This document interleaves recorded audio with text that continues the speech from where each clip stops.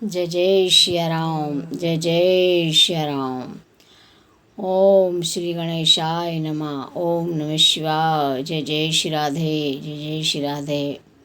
कल तक की कथा में मेघनाथ का वध हो गया। अब फिर लंका में मेघनाथ कुंभकर्ण का वध हो गया। आज मेघनाथ फिर से लड़ने को आ जाता है।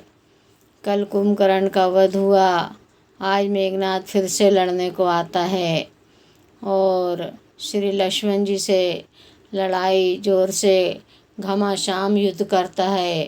अंबर में छुप जाता है, अंबर में छुप जाता है, दिखाई नहीं देता। ऐसा जादू करता है, लक्ष्मण को कुछ भी समझ में नहीं आता। क्या करूं, कुछ समझ में नहीं आता। ये पापी मुझे नाचना चाहता है। ऐसा लक्ष्मण जी हर तीर पे तीर चलाते हैं। मेघनाथ भी तीरों पे तीर चलाते हैं। तीरों पे तीर चलाते चलाते मेघनाथ के मन में आती है कि इस बाणों से समझ में नहीं कि क्या करूं। और शंकर भगवान के सामने से, ब्रह्मा जी के सामने से और शिवलोक, ब्रह्मलोक, विष्णुलोक और ऋषि मुनियों के लोकों से चढ़ के ऐसी बरछी लगाता है मेघनाथ इंद्रजीत, जो श्री लक्ष्मण जी की पीठ में आके घुस जाती है और लक्ष्मण शक्ति हो जाती है। शक्तिवान लगने से श्री लक्ष्मण जी धराशायी हो जाते हैं, धरती में धंस जाते हैं और राक्षस लोग उठाते हैं तो उठते नहीं। और श्री हनुमान जी उनको उठाकर ले जाकर रामदल में ले जाते हैं। श्री राम जी लक्ष्मण जी की ऐसी अवस्था को देखकर कहते हैं, वन में आकर ये क्या हुआ, पता नहीं था लखन के साथ ऐसा होगा। और रामदल में लक्ष्मण जी को रख देते हैं। इधर विभीषण से पूछते हैं, विभीषण ये क्या हुआ? तो विभीषण जी कहते हैं, ये मेघनाथ की बरछी है, मेघनाथ ने शक्तिवान लक्ष्मण को लगाया है, तो अब इसका क्या होगा? तो बताते हैं, इसका उपचार तो है, पर मुश्किल है। मुश्किल कैसे? श्री हनुमान जी कहते हैं, मुश्किल कैसे हो सकता है? जब श्री हनुमान सामने हैं तो कोई काम मुश्किल नहीं है।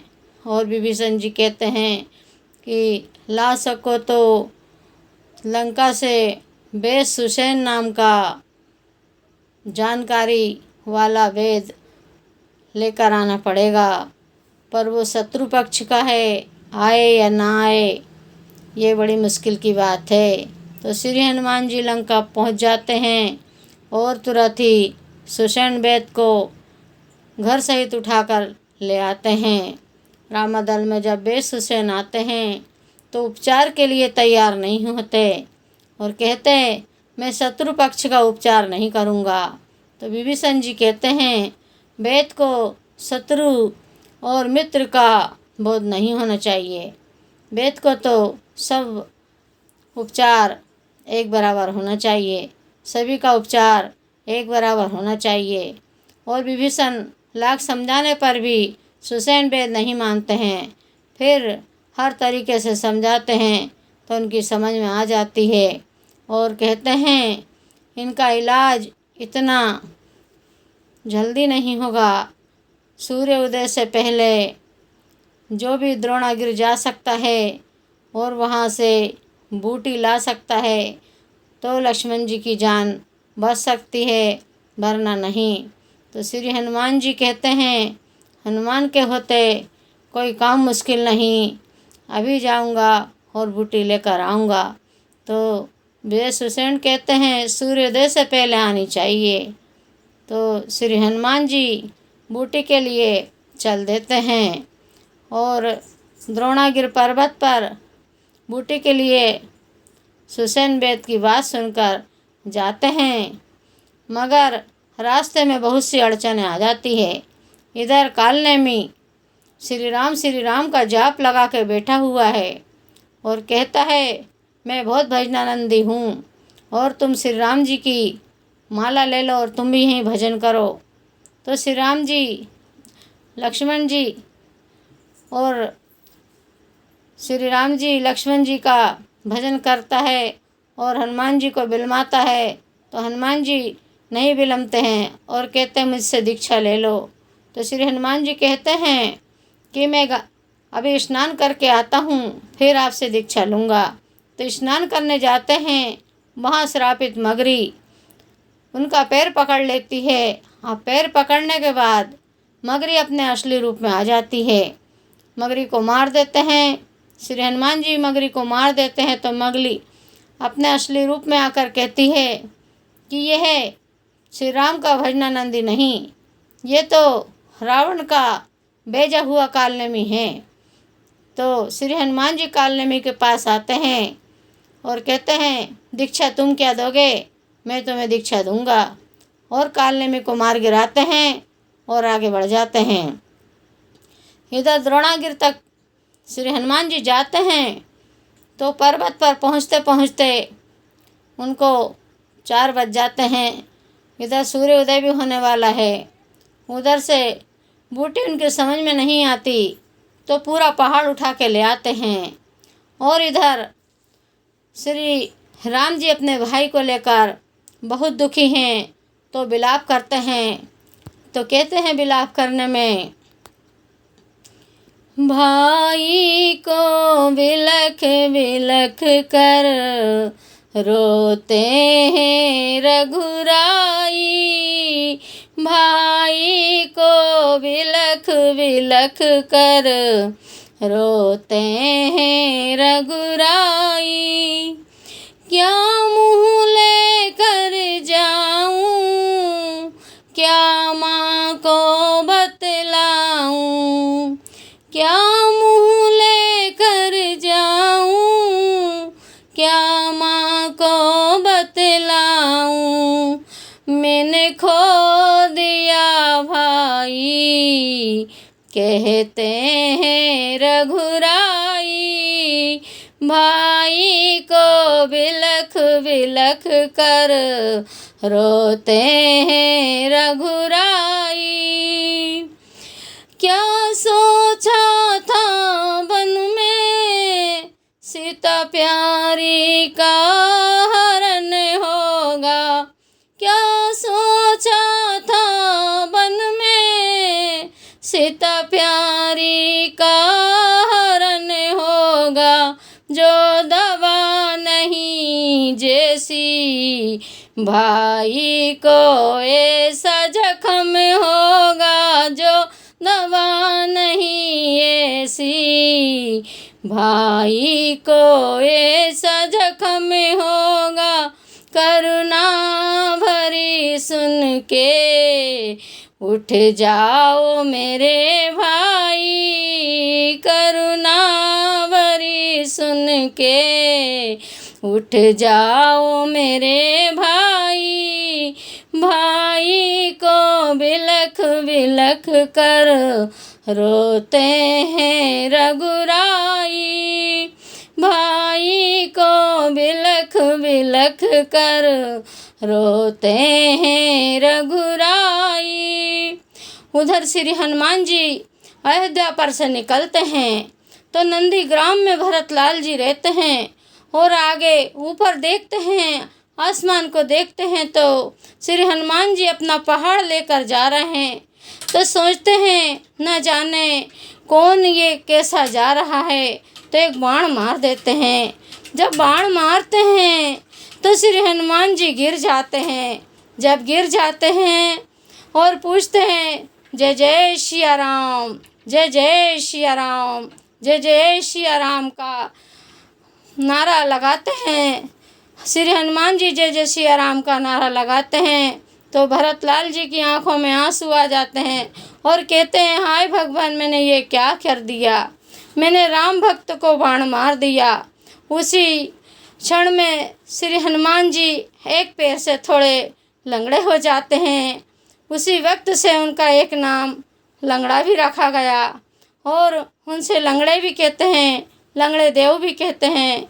और बजरंगी फिर श्री राम जी के भाई भरत की अपनी कहानी सुनाते हैं, तो दोनों उस कहानी को सुनते हैं, दोनों ही के आंखों में आंसू है। और भरत लाल जी और श्री हनुमान जी एक दूसरे से मिलते हैं और भरत जी कहते हैं, हे श्री हनुमान जी, मेरे बाणों पे बैठ जाओ और मैं तुम्हें लंका पहुंचा दूंगा। तो श्री हनुमान जी कहते हैं, मैं पहाड़ों सहित आपके बाण पर कैसे जाऊंगा। थोड़ा सा मैं यहाँ पर श्री हनुमान जी को हो गया, पर वो नहीं जान पाए कि ये राम जी के भाई हैं, तो राम जी जैसे हैं। और श्री भरत जी उनको आज्ञा देते हैं जाने की। तो श्री हनुमान जी पहाड़ लेकर रामादल में पहुँचते हैं। श्री राम जी को बिलखते बिलखते पूरी रात हो गई। पूरी रात जब हुई, ऐसे ही रात होते होते सुबह हो गई। बिलख बिलख के रो रहे हैं। ऐसे ही रोते रोते श्री हनुमान जी आ जाते हैं, तो खुशियों से श्री राम जी हंस जाते हैं कि हाँ, अब मेरे भाइयों के प्राण आ गए। इधर पहाड़ लेकर श्री हनुमान जी रामादल में आए। पहाड़ को नीचे रखा तो बेश हुसैन कहने लगे, एक बूटी का कहा था, पूरा पहाड़ लेकर आए हो, अब इसको उठाकर रखने कौन जाएगा, ये भी तुम्हें समझाएंगे। तो फिर बूटी को निकालकर बेश हुसैन ने श्री लखन लाल जी को पिलाई। जैसे ही बूटी पिलाई, वैसे ही लखन लाल जी उठ बैठते हैं और कहते हैं, कहाँ है वो आताताई मेघनाथ। और बूटी पिलाने के बाद हुसैन बेद को वापस लंका पहुंचा कर आते हैं और बूटी को भी वापस माया से वहीं तक पहुंचा देते हैं जहाँ बूटी थी। वहाँ की बहुत सी बातें थी, कथा बहुत बड़ी है, हम कह नहीं पाए। समझदार लोग इशारों से ही समझ जाएंगे कि कथा तो बहुत बड़ी है, छोटे रूप में कही है। इसी के साथ एक छोटा सा भजन श्री हनुमान जी के लिए, राम जी के द्वारा। राम जी अपने लखन से कहते हैं, भैया श्री हनुमान जी नहीं होते तो तुम्हारी जान नहीं बच पाती। तो एक छोटा सा भजन भगवान राम अपने भक्त हनुमान के लिए बोलते हैं। हर कहे राम प्यारे, सुनो हनु भाई, तुम्हारी दुहाई, तुम्हारी दुहाई, तुम्हारी दुहाई, तुम्हारी दुहाई। अगर तुम न होते क्या होता हमारा, कौन जो देता हमको सहारा। तुमने तो प्यारे लंका जलाई, तुमने तो प्यारे सिया सुध पाई। तुम्हारी दुहाई, तुम्हारी दुहाई। कहे राम प्यारे, सुनो हनु भाई, तुम्हारी दुहाई, तुम्हारी दुहाई। अगर तुम न होते क्या होता हमारा, कौन जो देता हमको सहारा। तुमने तो प्यारे लक्ष्मण की जान बचाई, तुमने तो लक्ष्मण की जान बचाई। तुम्हारी दुहाई, तुम्हारी दुहाई। कहे राम प्यारे, सुनो हनु भाई, तुम्हारी दुहाई, तुम्हारी दुहाई। इसी के साथ कथा समाप्त। जय जय श्री राम, जय जय श्री राम, जय जय श्री राम। मैं राजकुमारी विश्वकर्मा श्री राम जी की प्यारी प्यारी कथा कह रही हूँ। किसी भी भाई बहन को मेरी कथा में कोई गलती हो तो मुझे अपनी बहन समझकर माफ़ करें।